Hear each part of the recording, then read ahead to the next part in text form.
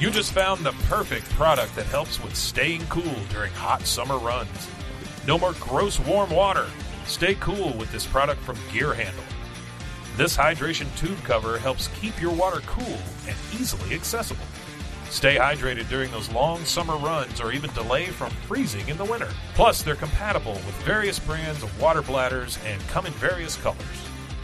Visit GearHandle.com and use promo code H2O today.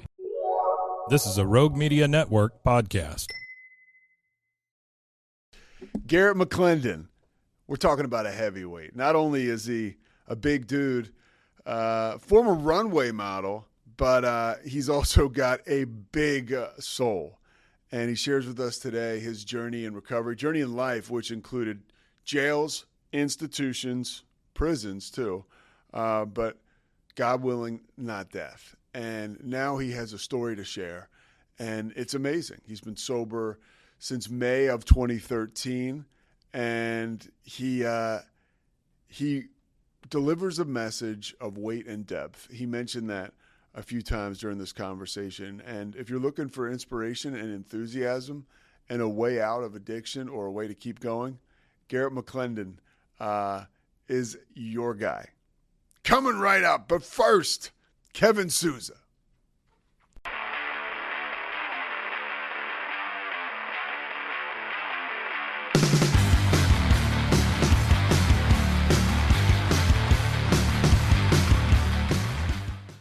Yo, I got to tell you something. So first of all, we're rolling right now. Okay.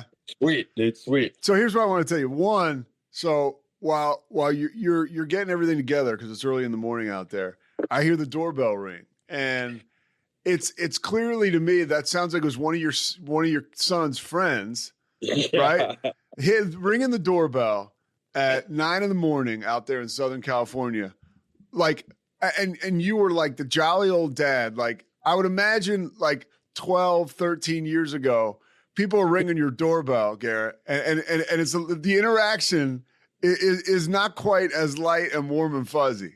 I'm gonna tell you, 12 or 13 years ago, there probably wasn't the doorbell probably didn't work, and it definitely was never no kids around coming in my house, being a jolly old, being a great dad. I'm gonna tell you, man, I was very first. I'm a full-time dad now, and I didn't have full custody of my daughter because I was in and out of prison her whole life, and I didn't reestablish that connection until she was eight years old and until present. My second son, I just for whatever reasons I didn't it's 50-50 custody, right? Yeah. But my third son, dude, I got full time, and I'm gonna tell you, man, as scary as it was at first, like if you don't know.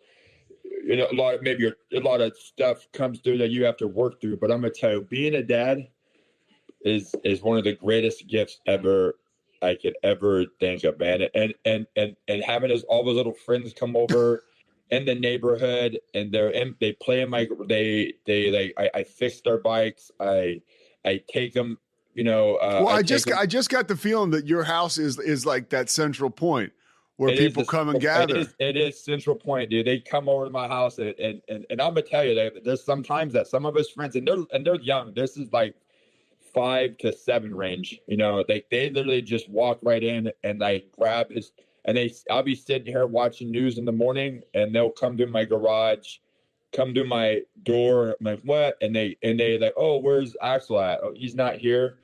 Oh, well, I'm just going to grab this fire truck real quick, and they'll grab this fire truck, hey, walk back out. Oh, and dude, I love it, man. That is growth right there. That is like,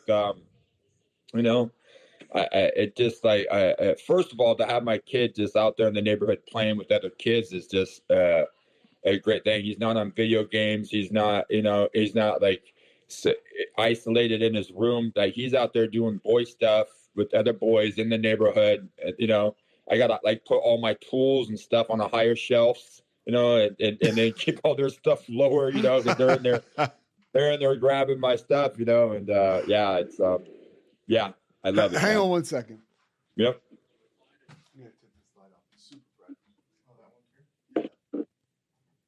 Sure. All right, so let's. I want to get to. I want to get to your story. I know a lot about it, but you.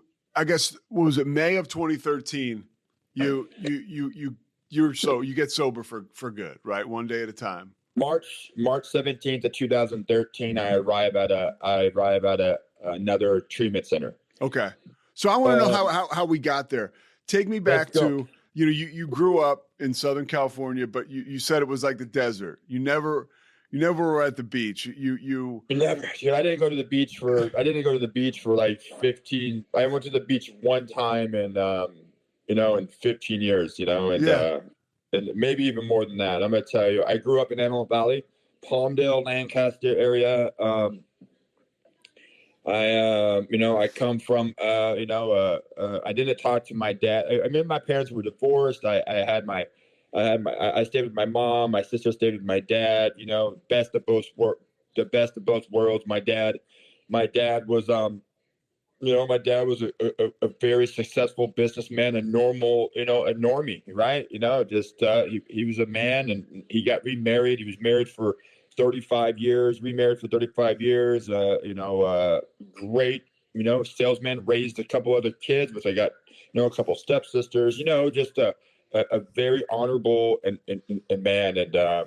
And for some reason, I was a mama's boy at heart, dude. And by the time I got to like 15, I was with my mom. My mom was into drugs and alcohol and lots of different men. And we moved around house to house to house. And by the time I was 15 years old, I was in high school. I go to my dad's house. I drank. I party with my sisters. We go out and I sleep and eat. I feel like I sleep and eat over there. And then I come back to my mom's house and there was all kinds of chaos, and chaos as it was, is like, that was a normal life for me. Did you find yourself kind of almost fitting right in there? Yeah. Just like, that was just the normal life, in high school. Freshman year in high school is the year I went and the year I left, at that point, there was homeless people in my backyard. I stayed with my mom in this place called Little Alcatraz, and we lived in the corner. My grandma lived in the unit next to us, and there was all kinds of people living in the backyard and throughout the front yard and around the complex. And there was this kid that stayed back there with his dad. I mean, we're the same age and build and height and stuff like that. We sort of we hung out, but we didn't hang out. And we would swap out pants and shirts. We didn't like wearing the same stuff to school every day. And I spent most of my time. By this time, I'm already using methamphetamine. I'm already smoking weed. I'm already drinking. And I'm not drinking so much. I'm really not smoking that much weed. And what that is I'm going heavy into the methamphetamine, and I disappear on my bicycle for 1 week, 1 day, 2 weeks, I don't know, 3 weeks at a time. And then this is in high school. This is high school, man. This is high school, man. And I sort of learned how to like hustle, man. And so I was out there just supporting my habit through my hustle. Was that at that age? Do you like, are all your priorities kind of now gone? Like any goals or whatever, right? Because that's what we do. We kind of lower our goals to meet like our existence. Yeah. I mean, like, in a way, like, the only I at this time, what I really wanted is I wanted to, I just before this, I sort of was doing like a little bit of runway modeling, and I really loved it. They liked me, and maybe that's where I wanted to go with it, and how did you get involved in modeling? Clearly you're a handsome dude, but what what started all that? Just another, a kid of mine, a friend of mine I grew up with, man, his mom had him in it. And so, I hung out with him all the time. So they had me doing it with them, and I got picked up really easy, really fast. I'm tall and, all this stuff. And, but the thing is somewhere in between at that point, man, I really might, the disease was really going, I can't, but first of all, I don't have a structured enough life and family wise to even be like, all right, mom, I need to write here for a portfolio, or I need to go to this studios, because they wanted it. Just that, like I'm limited on my work, man, I'm gonna tell you, but my freshman year in high school, I left. It was like I got too busy for school. I'm hanging out with guys that are twice my age, and I'm learning how to make a dollar. Maybe, and at this point, I'm really addicted to this life. I'm getting addicted to this lifestyle of fast money. My dad, I have one of those talks with my dad, because I get caught over there with like some weed and partying and stuff, and he has this, those talks, like, hey, if you're gonna be living or doing that kind of stuff, it's not allowed at my house. And so you just said, hey, I'm good, I'm going to take off. Then I'm just not coming over, because that's what was attractive for me at that time, and what's crazy about that is and I joke with my sister all the time, and like it wasn't even like my stuff, it was like my sister's stuff, and like they found it and they blamed me, and then so there I am, I have to, and then I took this route, but that talk was real, and that, and which he was probably just looking for the reason or to have that conversation with me, because I'm coming to his house, I'm eating a couple of hamburgers, and I'm out, like, and all I'm doing is like I'm inconscient, like I'm sleeping, I'm waking up, I'm eating, I'm back out for 4 to 5 hours, just food, just feeding my system and resting, and like, what's wrong with you, So Garet, you mentioned you're addicted to the life and the fast money. At this point in time, are you making your own meth? Are you dealing meth? Like, what's going on? Man, at this time, I'm just hanging out with all those guys that are doing all that stuff, and from the age of 15 to 19 years old, I'm just hanging out with these older guys, and I'm learning, I'm meeting a lot of people. I'm learning all this hustle, and then then they're cooking methamphetamine, and I'm watching everything, be done. And it seems like as that people get busted and they move along, it seemed like it was just my turn at the table. So, 19, 20 years old, I start, that they get busted, and it seems like it's my turn up at the plate, and then there I am, I'm trying to, I'm blowing stuff up, I'm cooking, trying to get in there and cook, get all the chemicals, get all the glass. How much are you using while you're making this? I try, I wonder, I try to, since, to me, like, it was sort of like a job and like a hustle, to where like my addiction rate of me like doing it was, I was doing it, but like as you're making it or doing stuff like that, I like to keep that clear head. And so like I want to say at this time I'm at this controlling stage. Like I'm trying to control. I'm not saying I didn't do it. I'm trying to control it. Like I'm trying to, like, all right, I'm just gonna a little bit in the morning. I still figure that if I'm eating and I'm going to sleep at night, and and I'm doing this, that like my head's still like normal, because I have an abundance to wake up to and use, or just be like no different than waking up with a drink in the morning. There's that moment where we think we figured it out, like whether it's a window that's like closed or this much open, but right, it's such a mind fuck. And I'll tell you man, I go pretty hard, dude. The next day, I don't know like where I lost control and all this stuff went, but it really feel like by the time I was 21, years old, 22, 23, I get busted for manufacturing, and by this time I'm full fledged in the game, man.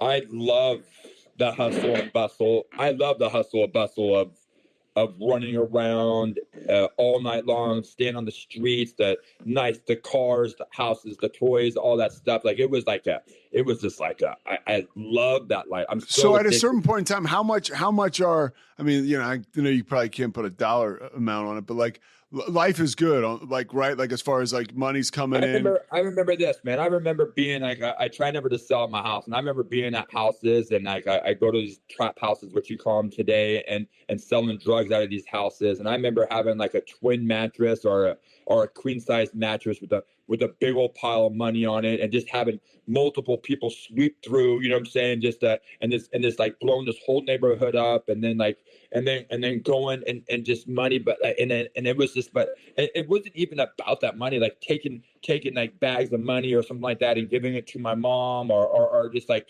going out and buying stuff. Like I was like literally, to me it was like methamphetamine was my money. There was nothing, a house, a car, a food, or whatever you need. Like, I could buy everything with this substance. Like money was cool, but like I really loved like having the substance that like maybe it was just a control factor, Yeah. like that, you know, because people are coming like you know, and they want it, and they give you like whatever, you know, like whatever it want. Like I see these people who I became later at a gas station, just just in the disease, like, man, just I got it, and I'd be like, get away from me, you know what I'm saying?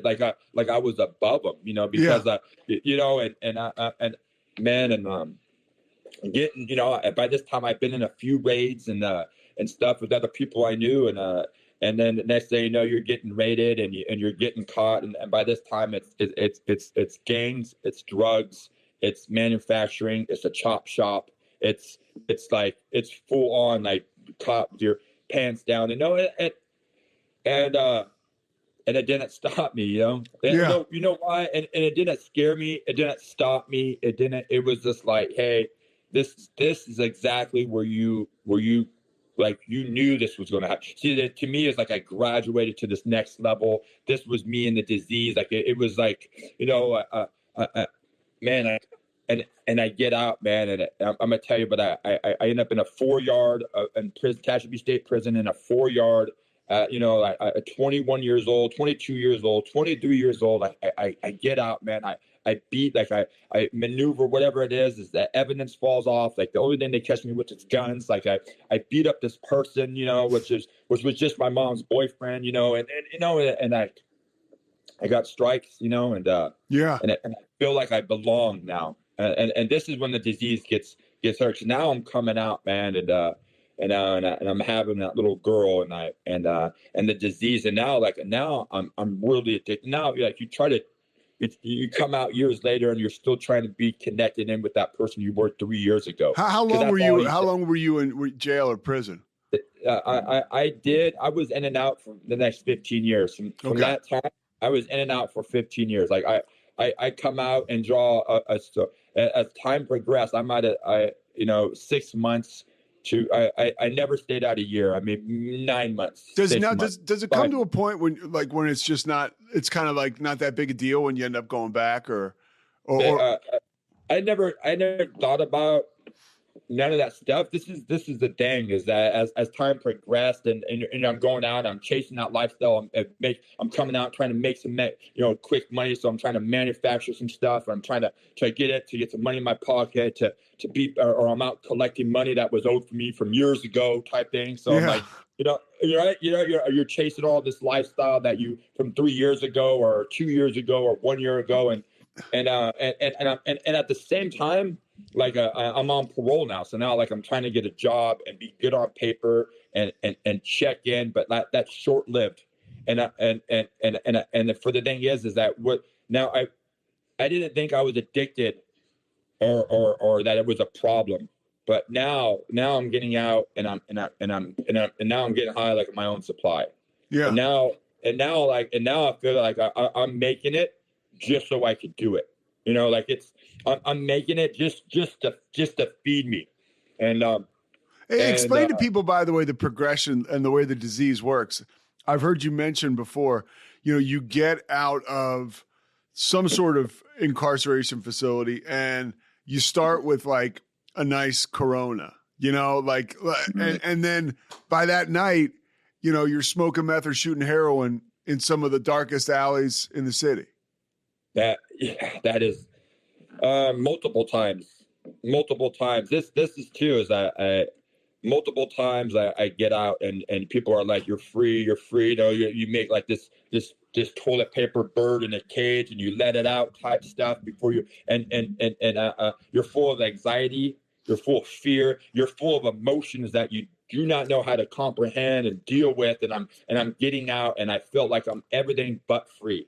And what I am is I get out and I celebrate every single time. It didn't matter that first time I got out from Tehachapi State Prison to the last time when I got out of Delano State Prison. What I do is I celebrate. And I knew, and maybe this time I'll just take a drink. Maybe this time I'm not going to use. I'm gonna get a job. I'm gonna check in. I'm gonna do good. You're telling yourself this, but I get to a bus stop. I get a Corona. I open it up, waiting for my bus to go from whatever place I was over, to Antelope Valley, and I cracked that. And by the time I arrive in Antelope Valley, I wasn't thirsty no more. What it was is I wanted to feed that demon inside me, because what it is I just opened up the progressive, that disease, that mental illness, that obsession of the mind, right? Like I go from drinking to, man, I know what now, like maybe the drink hits too hard, and I'm like, fuck, I know what to fix this, right? Yeah. And that's a little bump, knowing, and that's full on know. The insanity is this full on knowing as soon as I get there, and knowing that when I take that drink or I take that hit of weed, because I know that I got a problem with methamphetamine. I know 100% know it. See, but I don't think I got a problem with alcohol because it's legal. It's legal. Yeah. Right. I don't think I have a problem with weed because, I mean, honestly, who has a problem with weed? I'm thinking, right? Like it's the meth is my problem. And then the lies, if I'm only smoking it and I'm only snorting it, then I'm not that bad, because look at those people who put it in their vein, and I'm gonna tell you, I get out, man, and the first, like I couldn't wait. I couldn't wait. Deep down, like what was wrong? I'm irritated. I'm frustrated. Oh, nothing's working out right. The parole's my problem. If they would just listen to me, like I get loaded, man. What I do is I start off and I run into somebody I know, and I put a taste in my mouth. And I'm gonna tell you, from the moment I put that taste in my mouth, all bets are off. And I don't care. I want to talk to my daughter, my family, my whoever it was, all the stuff that I wrote them and told them, and secure that, like, this time it's going to be different when I get out, man. It was never different. I disappeared, just like when I was a kid, and I disappeared for 2 weeks or 3 weeks on my bike, and just in the disease, man. Where am I? I'm anywhere, but what I am is I'm out there just I'm getting comfortable with my feelings by shoving them all down and using one more time, man. And I'm chasing that. I'm chasing that for you, right? And man, I'm gonna tell you, like, there's many times there's times I got out, and within 30 days, I'm right back in, because I pick up that drink. The drink takes me to a drug. The drug takes me, to prison every single time, man. Yeah. And everybody believe, and there's a lot of people in my life, like my daughter's mom or my mom, or, that trying to really make the best environment for me so I could succeed. But man, like I was doing nothing. I was doing nothing to treat the disease inside me, man. I was like, I wanted it. And sometimes, and a lot of times too, like my mom was, like she was in the disease. So that even if I cut myself off from every which place I know, like I know where to go. Like I go to my mom's house, right? Yeah. And I go to my mom's house, and I would get that little bit, man. And it'd be good. Maybe I go to work for the next week or two, or I be a success. I barbecue, meet friends. I look good, and then one night I'm there, and I'm like, I'm gone, man, and I don't come back, and I break, and I disrupt all those hearts of the people around me, man. I'm breaking them one more time. How did you the last time in 2013? Walk me up to that bottom, and how you actually were ready to change, because, and I've heard you say this too, like not making a decision is a decision. Absolutely. I love that, and how true that is. And I'm gonna tell you, from the times I'm talking about now, of getting out and getting arrested, getting out and getting arrested. There was a time, like, and I'm only doing meth, and I'm like, my biggest highlight in the world was I wanted to get to a lower level yard, and I wanted to sell drugs on the yard, and that was my game, and I also wanted, like, I was one of those ones I told myself over and over and over, like, I'm not that bad because I don't put a needle in my arm, And I'm gonna tell you, my last little run in prison, I made it to that lower level yard, and I bring drugs from outside, and I get it in, I get it, and what came along is that I'm snorting it and I'm smoking in there, and this pipe breaks, and I bring these little binkies or syringes, and for the very first time, one time, man, all of a sudden I'm like, you know what? I'm gonna put a needle on my arm and I'm gonna shoot this while I'm here. And I shoot it for the very first time, and I'm in prison. And I'm thinking that this is something this is just staying here. This is only going to happen while I'm in prison. And right, this is going to stay here. And I get out. The deals, right? You make with yourself. The deals you make with yourself, man. I know I'm strong enough. And I get out in like the end of 2011, and I'm gonna tell you, from 2011, like for the next year and a half, even though I was in jail and I was incarcerated, man, I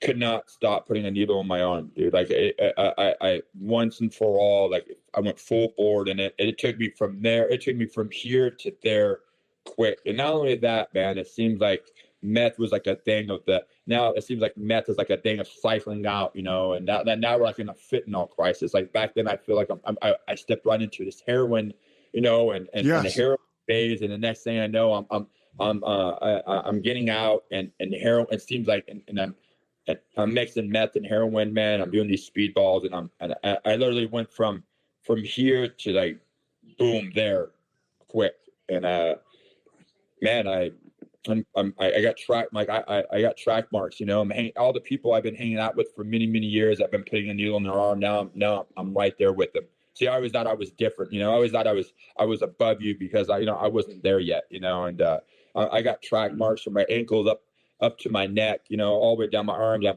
My arms are wrapped up. I'm bird bathing in bathrooms. I'm a mess, dude, and I can't stop, dude. I really know how the disease has that hold on you to where like you can't explain it, man. But like for those people who know, like it had a grip on me like no other. I didn't care about anything else. I just, if I could put something, I didn't feel like I was any bit normal until I could put that in me, and then I felt like I was even out, So how does that guy become the guy that I'm talking to now that's answering the doorbell for these kids like the Jolly Giant? I'm gonna tell you, man. I was in 2012, man. I went to a treatment center, and I was there for 5 or 6 months, dude. I got 168 traffic tickets, dude. I never had a driver's license my whole life. I never graduated high school.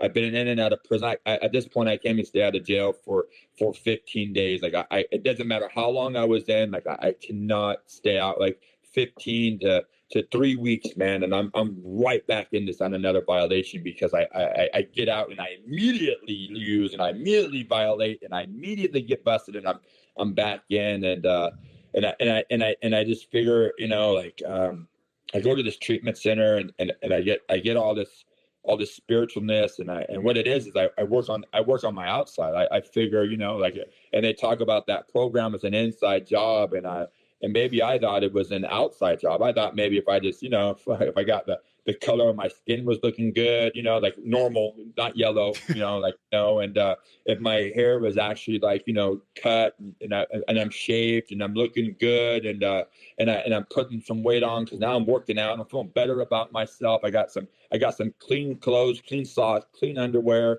and I'm showing up. Like I showed up. I went to meetings there. Like they tell me go to meetings. I find a sponsor and do this stuff. And I did this stuff. And I talk about recovery. And what blows my mind is after doing everything that was there at that treatment center, is I got out, and I went to jail. I went to court for all those tickets. And I remember first time ever, man. I'm sober mind, man. Sober 100%. 100%. I've been 6 months, 5 months, dude. And it's right after Cinco de Mayo, and I go to court for these tickets, and I got all this paperwork from the city, my parole officer, from the program, like showing how good of a person I've been for the past months. And I remember going to that courtroom, and then being like, reprimand them, like, people like you don't change, Garet Mclendon. Look at your record, man. Like all this stuff means nothing to us, right? And it's not about that. You're right. You're right. Because they're right. They are right. Yeah, but it is like I can tell you, like, you got the wrong judge too. I mean, like, so, I mean, because like sometimes there is forgiveness there, sometimes there's not. But at the end of the day, like to what you said, we all have consequences. Once it's not like we get sober and everything that we did just disappears or evaporates. There's the only way out is going through it, and this was your way through. They talk about like those silent prayers. I remember I've never in my life in the past 15 years ever got cuffed up sober, clean and sober. Yeah. I'm straight from a program. I never walked into the front of a courthouse. I never got arrested. Like they reprimand me. They take me in the back. I'm gonna tell you, man. Like for the very first time, man, ever, I go inside there, and they put me in this holding tank before they drop me downstairs to get on the bus, and I'm sitting there in this holding tank on this concrete bed. I've been in this place many, many times. It's probably the same exact spot, but something was different, man. Like I really reached down to that prayer. Like, man, I maybe I had to do this. Had this little bit of sobriety, a little bit of sobriety in me to really experience this like that. That I really deep down inside me don't want to do this, man. And I'm gonna tell you, this is what happens for me for the next year, man. Is that I get out, like I really thought, man, this is the thing. I really thought that I was going to stay sober and get sober. I'm reading the 12 book of Alcoholics Anonymous. I'm in jail. Like I'm just trying to do my time and get out and do good. And I get out for work release, man. I put a needle in my arm. 7 days later, I'm right back in the county jail where I just left, thinking, what happened? I do a little bit more county time. I get out on December 28th of 2012. I get out, man. And I have nothing, man. Like I have nothing. I somehow find a ride from LA County to Palmdale, and I get over there, and what I do is I put a needle in my arm, right? I'm loaded. I'm calling that treatment center I've been out of now for the year, talking about I want my stuff back, and people are trying to help me, but I can't stop putting a needle in my arm on Valentine's Day of 2013, man. I'm spiritually, mentally, and physically broken in every which level, man. Like, and I got this track marks. I'm all over my body. I can't stop shooting heroin, and I can't stop shooting spoon. I'm in this thing, and like I call that person all of us gangsters call, and when we get in trouble, I call my mom, and it's Valentine's Day.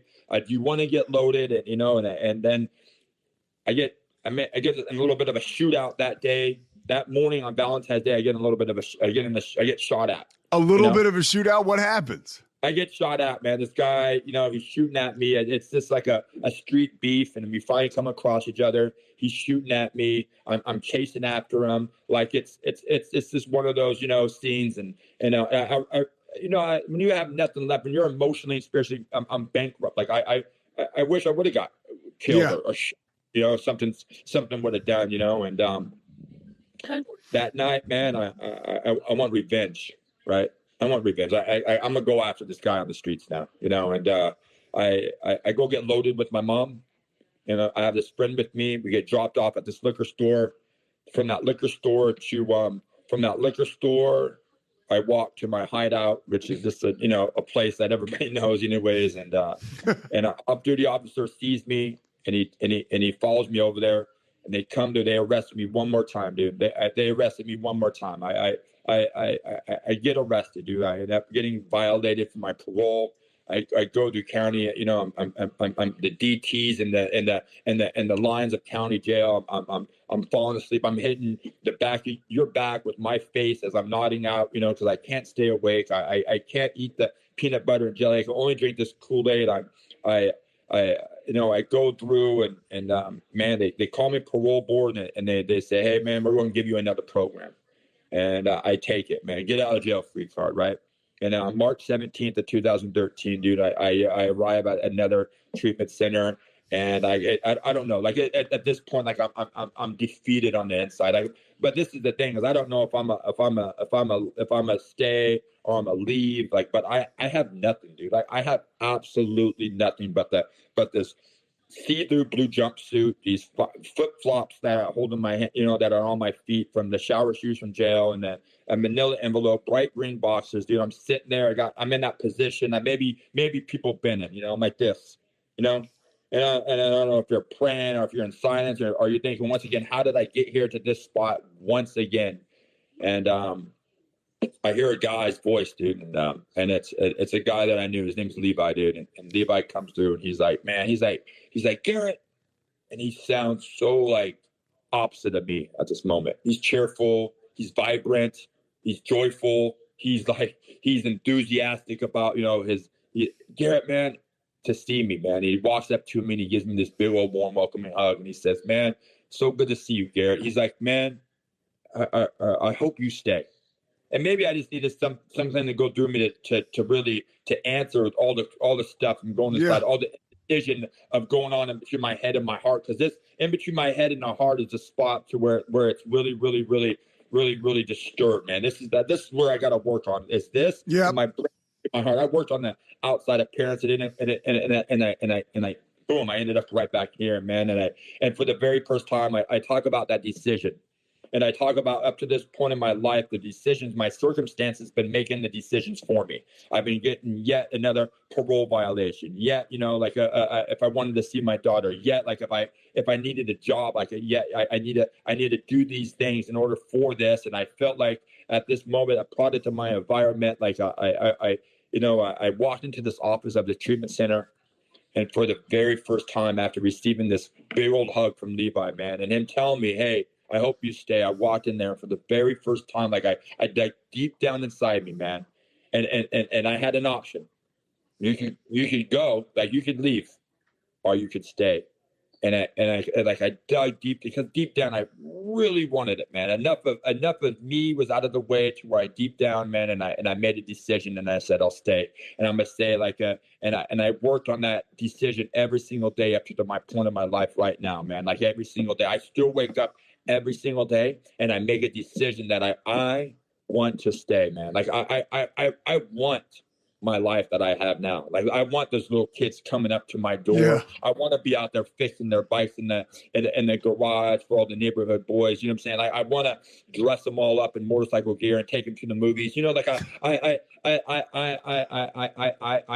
longed for this life, and I'm gonna tell you the level of work that goes from that point to this point is a lot of work, man. To clear from the mind to your heart, man. Like that is a journey for everybody. Like my journey might not be your journey, but I'm gonna tell you the work is a lot of the same. It's like we have to get in and we have to get in there and just when you think, you know what, man, I really think I got a lot of it cleared out of the way. More stuff comes, dude. And you gotta and this is the major thing for maybe for me. It was that pen to paper.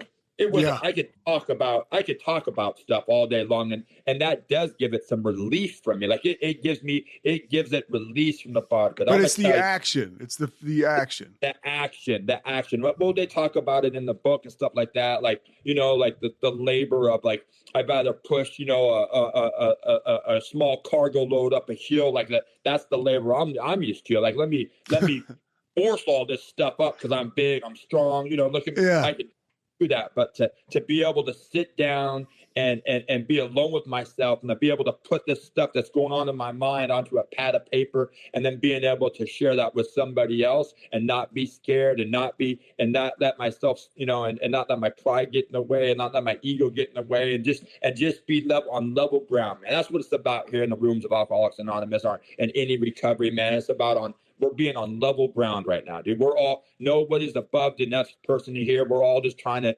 like our lives are all different, but deep down, we know that we're all the arm links, from that drink, hit or fix inside of our system, man. And I come here, dude, and I'm talking about the lives that we get and the lives that we want and the lives that we thought we deserved and stuff like this is that the life and recovery, man, carry two different sides, dude. Like my recovery. They tell you like recovery is the one thing that's going to disrupt your life the most, man. Because this is what happens. It's not we talk about stuff here all day long, and what we talk about is this, man. Is that's how we are the same and all this stuff, and that we're all the same, like inside the meetings of Alcoholics Anonymous or in Narcotics Anonymous and all this stuff, man. And I'm gonna tell you, the thing is that we all have in common is that we have a forgetter. See, and I forget about the drink hit or fix that I had just before I got in here because my life gets really good. And the more life and the more life I get here, it really, like, sometimes you see it and we feel it. We maybe know somebody it happens to. It could be ourselves, is that we know that like my life starts getting full here.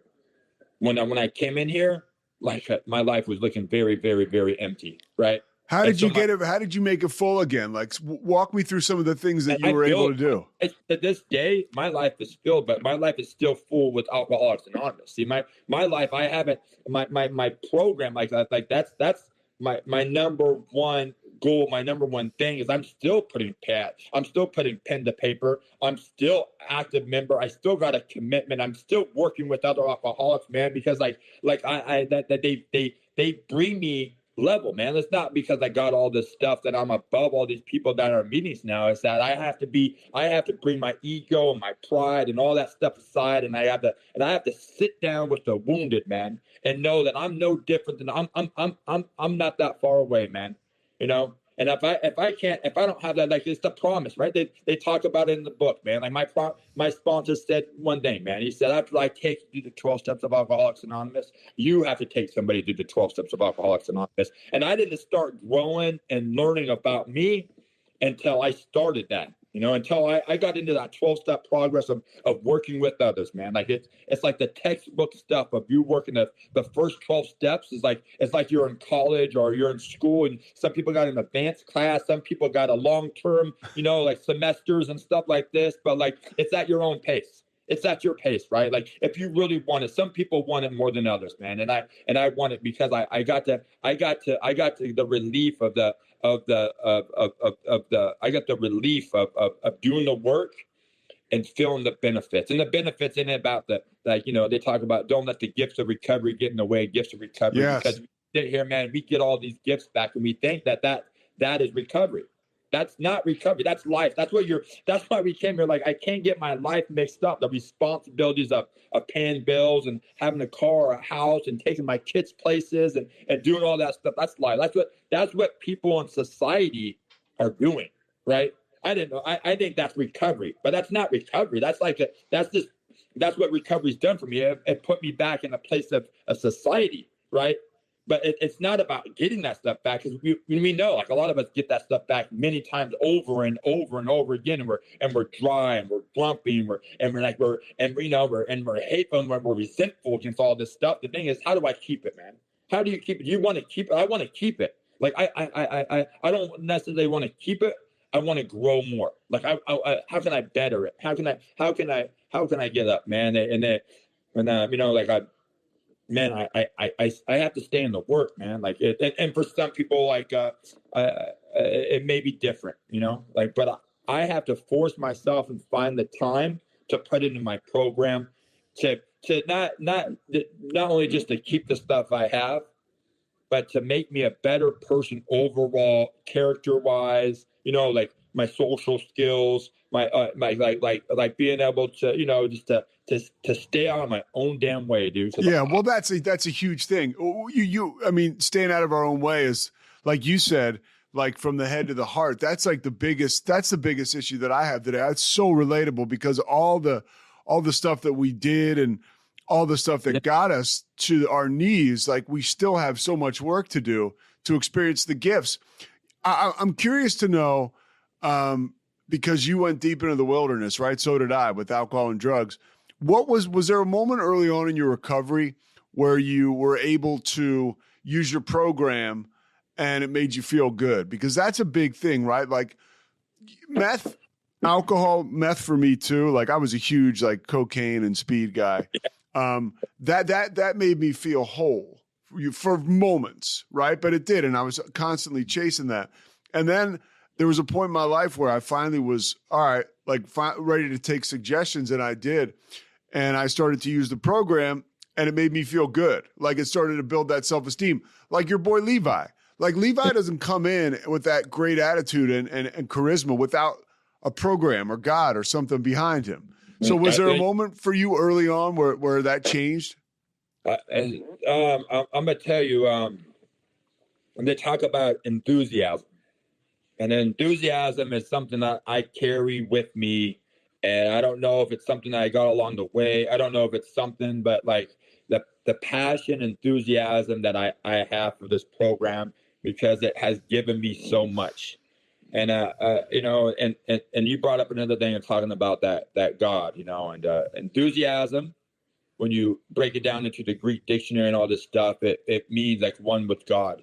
How come it is like when I go to and I speak or I share about recovery, like I get enthusiastic, like I get a burst of energy coming from my heart to my head to carry a message with depth and weight, that you know, that to be able to help another alcoholic, to let you know that like that we are not different, that we might come from different places, but like, you know, like, but it like I get passionate about it because that the some people maybe never get that enthusiasm or that passion, because maybe like maybe their product of their circumstances has brought them differently than me. Like my circumstances, like they talk about, like, you know, the family, or they're like, they get it, they stay sober on a, you know, a birthday a year, and maybe they, you know, they're still working the steps, you know, like it's good, but like the benefits, man, like the benefits of some, you know, like actually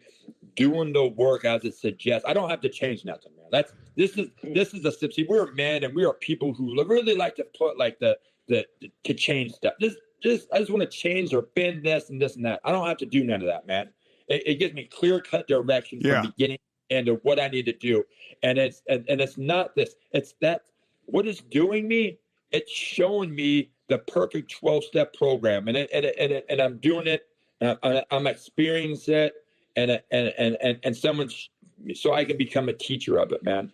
And I'm gonna tell you, man, that like I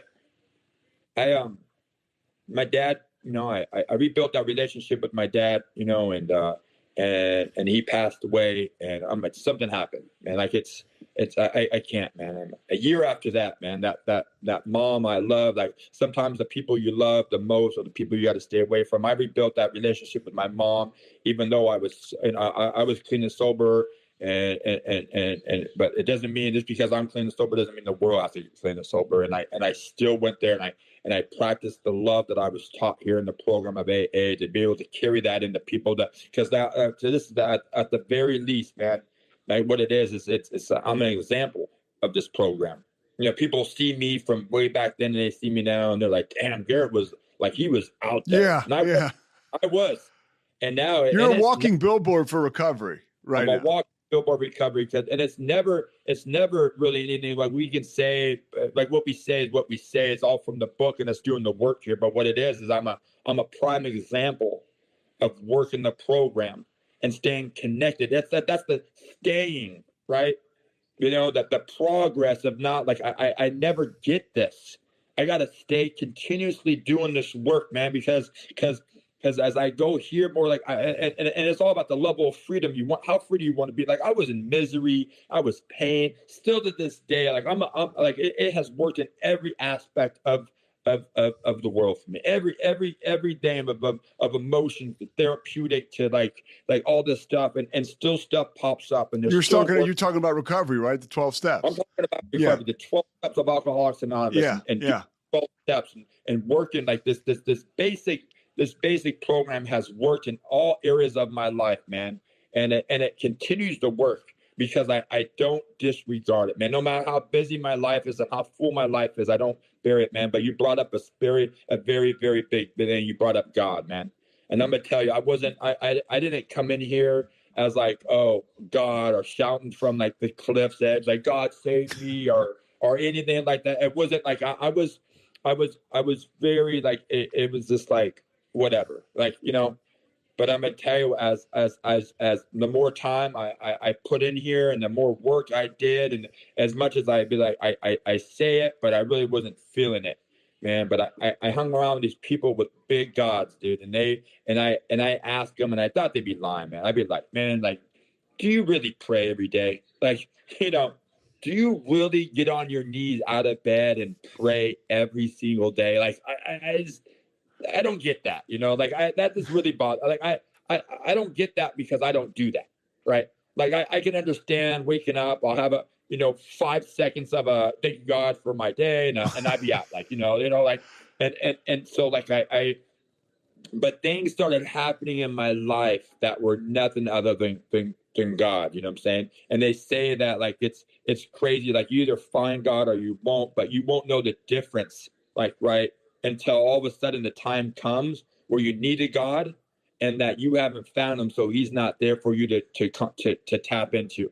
There's been many times that when the times comes like when like you're faced with the turmoils of life, and I'm gonna tell you like I have found a God or a higher power here in the room by doing it's the quite work. the muscle to be able to flex when then it's like that. Okay, it's that muscle memory. I have this connection.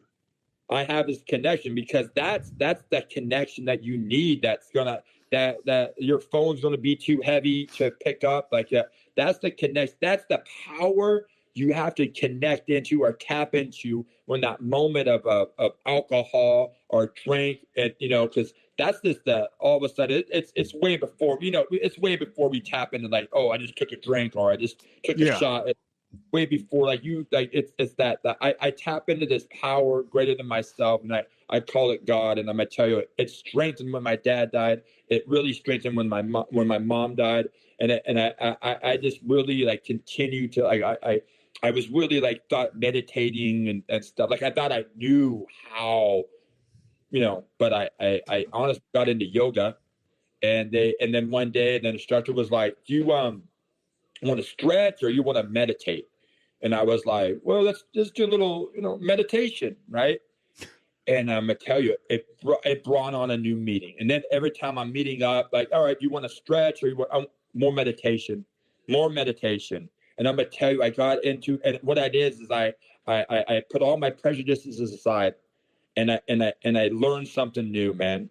And God, and God revealed to me one more time that that little bit of and I was taught, man. I sort of picked up this fundamental of meditation and prayer, and it works, man. And I'm gonna tell you, I really wasn't like one to talk about it. Like I'm too big and masculine. I come from Christian beats, like it's God and a higher power, and meditation isn't like going to be the thing, but I really feel today as time goes by, like that tapping into a God and a higher power and all that stuff, man, is a very, very, very fundamental thing that just like it's unexplainable unless you do it, man. Yeah. Like if you do it, then like it's like one of those things that you can look at somebody and you just like boom, like like when I'm speaking and all that stuff, like I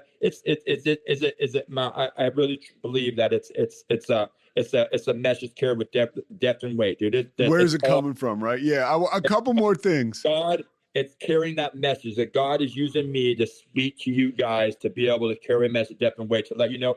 Just profound how I recovered. That's all I got is how I recovered, man, and how I found God, and how I keep in that contact with God, and how I keep connected in the program. So the thing is I gotta keep it, man. I gotta keep connected. I gotta keep working at it, man. I can't just come here and do all this work and then let it die. Yeah, because then I die slowly with and it. Then that forgetter creeps in. All right, one other thing I want to ask you, because it was clear as we started this, I kind of want to finish where we started. You're camping with your kids. The neighborhood kids feel so comfortable just kind of rolling up to your place. How has your relationship with your kids? Like, how do you share, or are they too young now? Do they know you're in recovery? Dude, I'm 100% like I with my daughter. She's older, so I was new, and she was 8-9 years old. And I'm gonna tell you what's very hard is with being out there lost for 8 years, and I'm gonna tell you that first 8.5 years of that lostness I talk about is very, very, very. It's everything the worst of everything you can ever think about as a dad and his daughter relationship, as in like with the drugs and the abuse. We see it all the time, you know, and it's neglect. It's just pure of a dad not being present in his child's life, man. And not only not knowing that, just doesn't know how to be a dad. And I'm 100% like my kids. Like I can't. My kids have to know. If I live a life of recovery and like I preach it, I talk about it. It's in my house. It's my way of life. That my kids have to know about that. You know, my daughter, like she, you know, if I was speaking or the meetings or in recovery, like that's the only life I knew, man. Like that's the only new way of life as I was learning it. My daughter was sort of like, I'm getting her every other weekend, and she's going with me, right? Like she's just, what are we doing? I'm going to an NA picnic. I'm going to a beach meeting. I go to a meeting. I put her in a surf class, and I go to a meeting. You know, like you know. And what this is the major thing is that a lot of times our kids just want to hang out. They just want your time, man. And it doesn't have to be like an amusement park. It doesn't have to be movies. They just want to know what their parents are doing. And I couldn't hide. I had to let her see what her dad was doing, because all of a sudden, like, you know, I'm honest, I'm open, and as much as those uncomfortable conversations you gotta have with them is what I did. And I'm gonna tell you, our bond today, going through all that stuff, is only a work of God. You know, it's just I cannot, like, it can bring me to tears. So to this day, when I'm with my daughter and I was with her, and she knows I'm full. She's not, you know. But like she was like talking, we're conversation, we're doing lunch or something like that, you know, just having a great old time. And she's talking about one of her friends, and she says, "Dad," she's like, I'm an AA baby, right, right. And you're just like, and she's just like, you know, I got a, you know, and she is, because I was so vigilant in my recovery early on, that and bringing her with me, that because it has taught me, like, I didn't know nothing else. Like I knew the streets, gangs, drugs, you know, bars, all this. I didn't do nothing. I didn't do nothing else. I did jail time, right? I didn't know about like going to a movie or going to a beach or going to a show or I never experienced nothing. It's kind of crazy, Garrett. Like you look at, you know, kids who grow up in active addiction full time, right? So let's say from 0 to 18, as opposed to kids who grow up with parents in recovery, like in active recovery.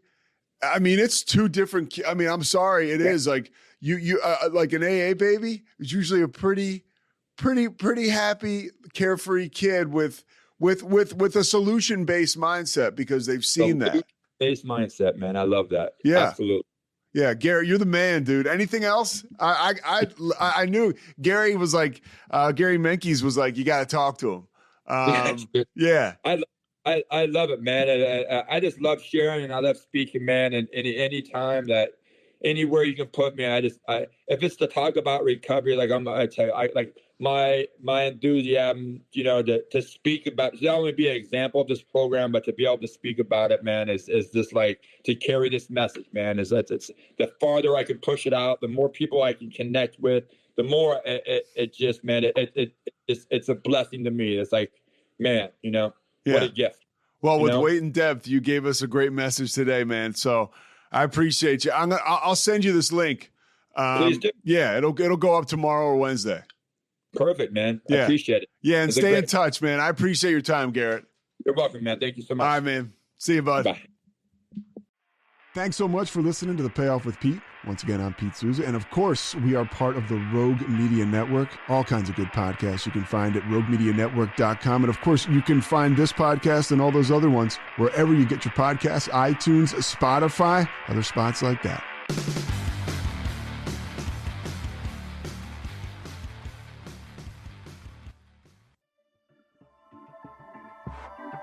This has been a Rogue Media Network production.